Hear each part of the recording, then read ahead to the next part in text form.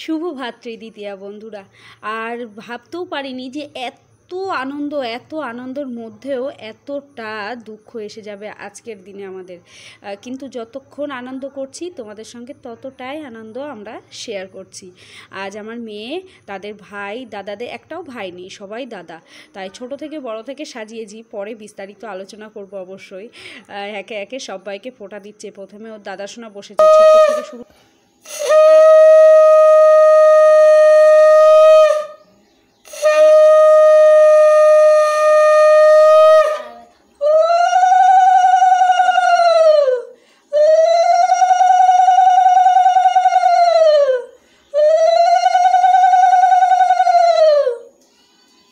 তাপ দিয়েছ?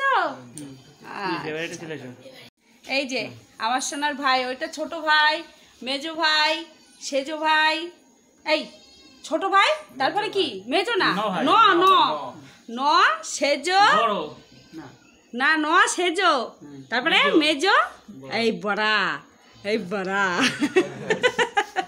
ছোটর থেকে সাজিয়েছি, আর বড়র থেকে গেলে এই যে বড়, মেজো, সেজো, ছোট, ন, 5 ভাই। কে 7 ভাই হয়ে গেলে ভালো হতো, তাই না? 7 ভাই চম্পা। চলো, ও সব ঠিক আছে, যেন মন্ত্রটা ঠিকঠাক বলা হয়। বাবা, আমার মেয়ের আবার বেশি বললে রেগে যাবে।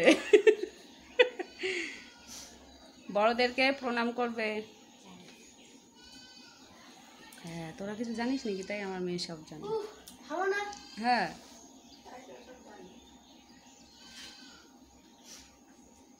হাত ধুয়ে নিও। হ্যাঁ মা, ধুয়ে নিয়ে প্রণাম করো। আচ্ছা, ও তো ছোট। এই ও জানে, চুপ করো। হ্যাঁ হ্যাঁ হ্যাঁ, ওটুকু হয়। এইটা সুমুখা, বলো সুমুখা। পর আসছে ভাইরা।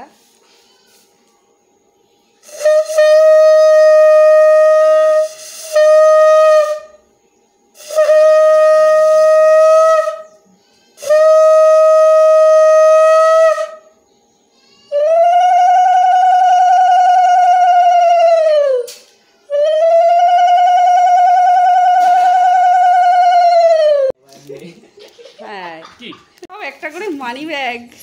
হ্যাঁ, শুধু পুতুল টাকার পয়সা। কি বদ, কাকাও বদ হয়ে যাচ্ছে।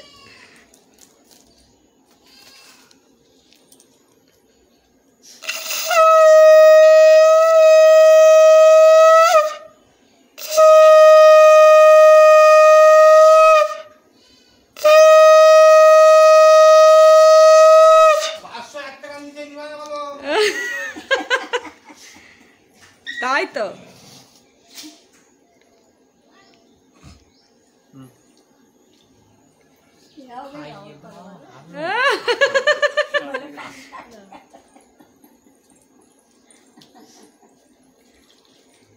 শোন, যতই বড় হয়ে যাস না কেন, ভাইয়ের কাছে বোনের কাছে সবসময় সমান তোরা।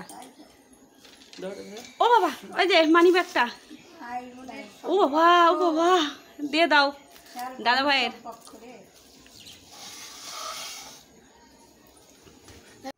কথাতে আছে না, মায়ের চোখ রাক্ষসী চোখ। আমার চোখটা আমার মেয়ে লেগে গিয়েছে বলেই মুখটা আজকে ক্ষত হয়ে গেল। আর এই যে আমি ক্যামেরা করছিলাম যখন, তখন আমার মেয়েকে দেখে না আমার একটু কেমন হচ্ছিল যে আমার মেয়েটা এত বড় হয়ে গেল। যাই হোক, এরকম একটা মায়ের একটা নজর লাগা মতো লেগেছিল। আর তার জন্যই আজ এত বড় একটা দুর্ঘটনা ঘটে গেল। আমার মেয়ে এতটাই আঘাত পেয়েছে পড়ে গিয়ে যে খুবই কষ্ট হয়েছিল। মাথায় লেগেছে, পায়ে, কপালে, গালে, থুতনিতে সব কেটে কুটে একাকার হয়ে গেছে। সেটা অবশ্যই তোমাদের সঙ্গে শেয়ার করব যখন আমি বাতকুল্লায় যাব, কারণ বাতকুল্লাতেই ঘটনাটা ঘটেছে, বাবার বাড়িতে। আর এখানে সব যেহেতু বড় দাদা, ও গিফট দিচ্ছে, গিফট নিচ্ছে, এই নেয়া নিই। আর এই দেখো 5 ভাই চম্পা। এই হলো, একটু হাসু হয়ে যাক, হাসু আর 4 দাদা। শুভ সকাল বন্ধুরা, কেমন আছো তোমরা সবাই? নিশ্চয়ই খুব ভালো আছো, আমিও খুব ভালো আছি। আর ভালো থাকার সঙ্গে সঙ্গে নতুন একটা সুন্দর ভাতৃদ্বিতীয়ার ব্লগ নিয়ে চলে এসেছি। আজকে তো বোনেরা দেবে ভাইদের ফোঁটা, আর ভাইরা কি দেবে বোনেদের গিফট, তাই তো। আর এই গিফটের আশাই কিন্তু বেশিরভাগ থাকার। এই যে বোন, এই একটা বোন, বুঝেছ? আর এখনই রেডি হচ্ছে ফোঁটা দেবে বলে সবাইকে, আর আমিও রেডি আমার ভাইদের ফোঁটা দেওয়ার জন্য। আর এখন যাব আমি বাবার বাড়ি, তাই ভাবলাম যে এর ফোঁটার কাজটা মিটিয়ে নিই। আর আমার ছেলে আবার, আমাদের তো যদু বংশ, সেই জন্য আমার ছেলে এখন সবার বাড়ি বাড়ি ফোঁটা নিতে যাবে, সব দিদি ভাইরা ফোঁটা দেবে। আর ফোঁটা নিয়ে তারপরে আমরা 9:30টার দিকে রওনা হব আমার বাড়ির উদ্দেশ্যে, যেহেতু আমার ভাইকে দেখা যাবে। প্র্যাকটিস হচ্ছে, রিলস করবে।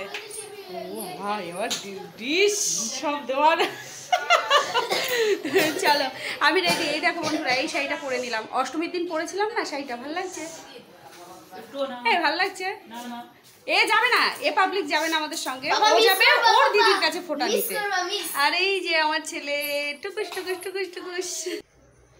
সবার ফোঁটা দেওয়া কমপ্লিট। এবার আমি আর আমার দিদি এসেছি আমার ভাই দাদাদের ফোঁটা দিতে। কিন্তু আর নিরানন্দ যেটাকে বলে, খুব মানে কোনো রকম এসে স্নানটা সেরেই ভাইকে ফোঁটা দিতে বসে গিয়েছি। তার মধ্যে আমার মেয়ের, এই দেখো বলছিলাম না যে ক্ষত বিক্ষত হয়ে রয়েছে আমার মেয়েটা, ওই যে পা গোটাতে পারছে না। একটু পরে আরও দেখতে পাবে, ও যখন ওর দাদু ভাইকে ফোঁটা দেবে তখন চেয়ার ছাড়া বসতে পারবে না, এরকমই একটা অবস্থা। আর আমার মা আমার মেয়েকে খাইয়ে দিচ্ছে, কারণ ওষুধ খাওয়াতে হবে। আর আমি আমার ভাইকে ফোঁটা দিচ্ছি, দিদি ওদিকে গোছাচ্ছে, দিদিও ফোঁটা দেবে। এরপর আমার দিদির মেয়ে দেবে ওর দাদু ভাইকে, আমার ছেলেকে। তাই এই সব গোটা বেশ আনন্দ, খুব সকাল থেকে খুব আনন্দ করে আমরা বেশ কাটাচ্ছিলাম। ভাবতে পারিনি এতটা বিপদ এসে যাবে আমাদের মধ্যে। তার জন্য আমার মেয়ের একটা সপ্তাহ পিছিয়ে গেল, সব কিছু, পড়াশোনা সব কিছু। আমার মেয়ে শুধু বলছে, ওমা আমার পায়ে কিছু হয়নি তো, পায়ে কি আমার, মানে সেটা ভাবলেন আমার এখন কেমন হচ্ছে। যাই হোক, সবাই ভালো থাকো, সবাই সুস্থ থাকো। প্রতি বছর যেন ভাই বোনের এই সুসম্পর্কটা সারা জীবন বজায় থাকে, যতই ঝড় বিপদ আপদ আসুক না কেন, এটাই আমি চাই। কিন্তু আমার একটাই দুঃখ, আমার আর দাদাদের আমি ফোঁটা দিতে পারিনি, কারণ এই অবস্থার মধ্যে হয়নি। তখন যে কিভাবে কেটে গেল দিন, সে একমাত্র আমরাই জানি। আমার মেয়েটা অনেক আশা করে এসেছিল, অনেক আনন্দ করবে, মানে অনেক রকম একটা আশা থাকে না। কিন্তু আমার মেয়েকে হাসানোর জন্য সবাই প্রস্তুত, সবাই নানান ধরনের কথা বলছে আমার মেয়েটাকে একটু হাসানোর জন্য। ওর খুব কষ্ট হচ্ছে, তার মধ্যে থেকেও চলো।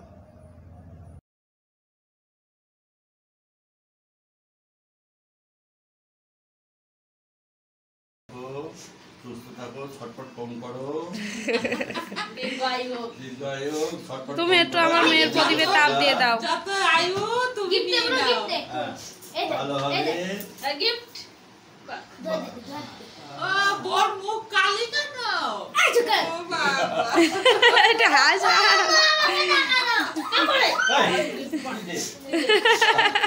ও পাপনিটা দেওয়া হয়নি তাই না?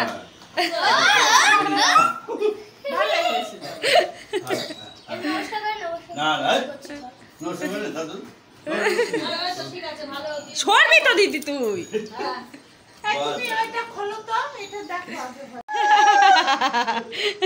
আমার ছেলে বলছে, বল দাদুর কপালে দিলাম ফোঁটা।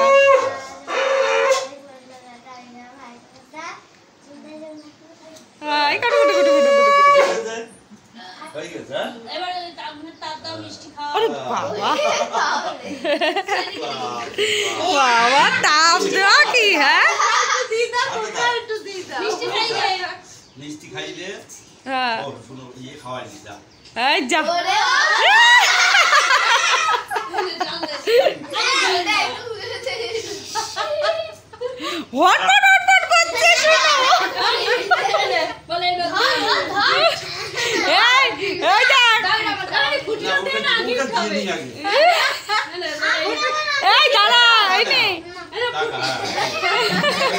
শুভ সন্ধ্যা বন্ধুরা। যাই হোক, আজকে অনেক কিছুই হয়ে গেল, অনেক কিছুর মধ্যে অনেক কিছু পেলাম, আবার কিছু কিছু জিনিস একটু দুঃখের সঙ্গেও কেটে গেল। যাই হোক, এখন কে আছে বলো তো? আমার দাদার একটা মেয়ে, ছোট্ট একটা মেয়ে। দেখো কে গো, এটা শোনা, দেখো তো, একটু জিভ ভাগিয়ে দাও তো, এটা একটু ঘুরু নাচিয়ে দাও, ঘুরু নাচিয়ে দাও, টাটা দি দাও, টাটা দি দাও, টাটা টাটা টাটা টাটা। না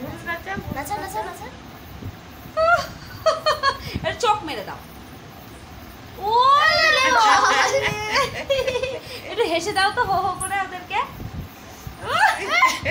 বলো, হো হো করে একটু হেসে দাও। বলো একটু হো হো করে ওকে হেসে দাও তো, হেসে দাও। হ্যাঁ মেহেদি করছে, এই যে মেহেদি করছে না, তুমি করো। তুমি করো। মেহেদি করছে না, মেহেদি মাথা মতো আসতে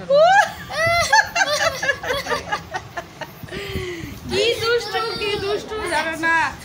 যাই হোক, সবাই আমার দিদিটা একটু বাড়ি গেল আর আমরা সবাই এখন বসে বলছি এই দিদির একটা কুটকুলি আছে না, একটু দিদির কুটকুলিটা এখানে বসে আছে।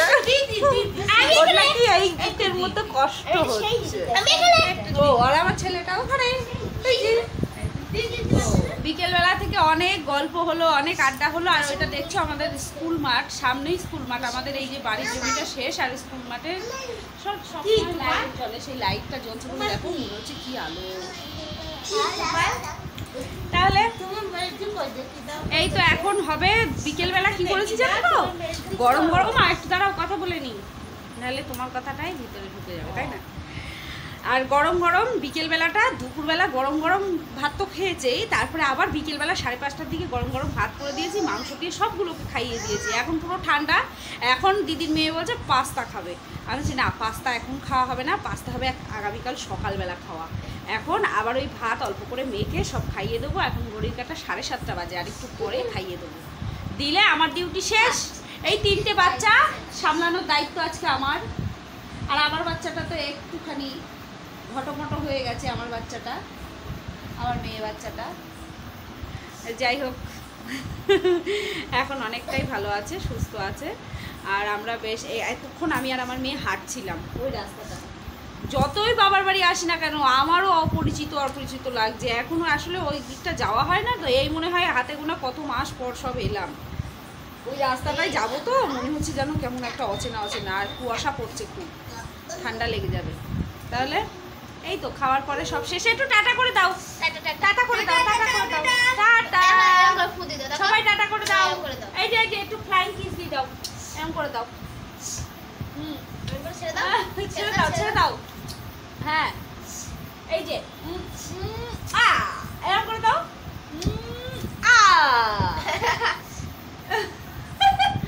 নখটা ধরে টিপে দেবো, ঠাপ টিপে দেবো। হ্যাঁ দেবো তো। আমি তোমার কি হয় বলো? মনি। হ্যাঁ ও বাবা, একটু কাছ থেকে বলো আমি কি হয় তোমার। ওটা খুলে বলো। মনি কি হয়? মনি ছোট মনি বলো, ছোট মনি বলো। ছোট মনি ও বাবা, টাকা খাবো। তাহলে চলো আজকের মতো টাটা, দেখা হচ্ছে পরের ভিডিওতে। অনেক কিছু দেখানোর ছিল, অনেক কিছু ইচ্ছে ছিল। আজকে বিকেলে অনেক জায়গায় যাওয়ার প্রোগ্রাম ছিল, কিন্তু মেয়েটা একটু অসুস্থ বলে কোথাও যাওয়া হলো না। এই ঘরে বসেই, বারান্দাতে বসেই রাস্তার দিকে তাকিয়ে সময় কাটানো হলো। আর একটা জিনিস দেখবে, দাঁড়াও তোমাদের দেখাই। বারান্দায় বসে এই যে গাছে শিউলি ফুল, আর কি সুন্দর গন্ধ, এখন থেকেই টুকটুক করে পড়ছে নিচে, দেখেছো? ওই যে, আর এই দেখো শিউলি ফুলে ভর্তি গাছটা, উকি মারছে, বুঝলে? হাসছি, ও হাসছে, তাই না? আমি হাসছি আর আমার ছোট্ট মেয়েটাও হাসছে না? হ্যাঁ, তাহলে চলো টাটা, দেখা হচ্ছে পরের ভিডিওতে। অনেক কিছুই বললাম না, দেখানোর ছিল কিন্তু কিছুই হলো না। চলো আগামীকাল থেকে আবার শুরু করব। আজকের মতো টাটা, খুব ভালো থেকো সবাই। এই সবাই টাটা দিয়ে দাও, টাটা শুনো, টাটা দিয়ে দাও। সব ক্লান্তির টাটা। আচ্ছা, আর আমার মা বসে আছে, দেখো আমার মা হুবড়ি ঝুবড়ি মাথা ফাতা আশ্রয়নি, দেখো সেই দুপুরবেলা বসেছি এখানে, গল্পই শেষ হচ্ছে না। ওই দেখো টাটা। আচ্ছা চলো টাটা টাটা।